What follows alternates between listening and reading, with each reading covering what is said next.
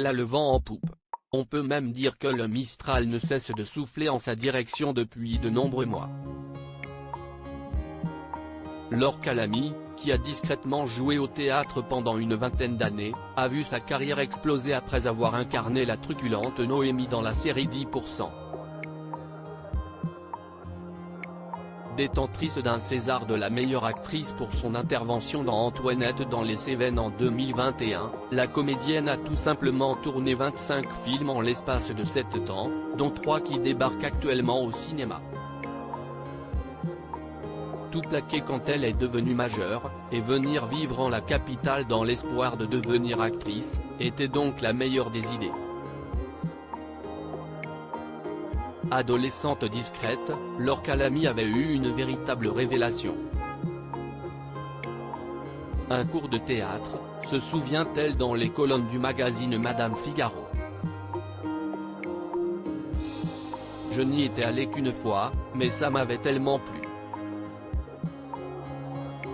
J'étais heureuse. Il aura fallu qu'elle se montre patiente avant de devenir l'un des visages les plus présents du cinéma français.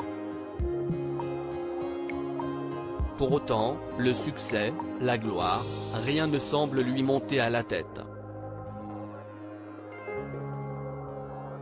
Elle mène, au contraire, un quotidien très modeste, sans eau ni lumière, dans son Mazet des Cévennes, avec son compagnon, guide de montagne de profession. Pas étonnant qu'elle ait autant cartonné dans le long métrage signé Caroline Vignal.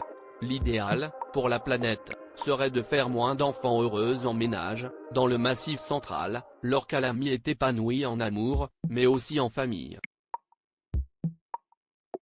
Si elle ne souhaite pas avoir d'enfants, et souhaiterait qu'on fasse cesser cette injonction aux femmes, elle adore ceux des autres et particulièrement son beau-fils et son filleul. Les enfants, quand vous êtes avec eux, s'y est une bulle, un shoot de ludisme, de temps présent, raconte la comédienne, 47 ans. Où vous oubliez justement que l'idéal, pour la planète, serait de faire moins d'enfants.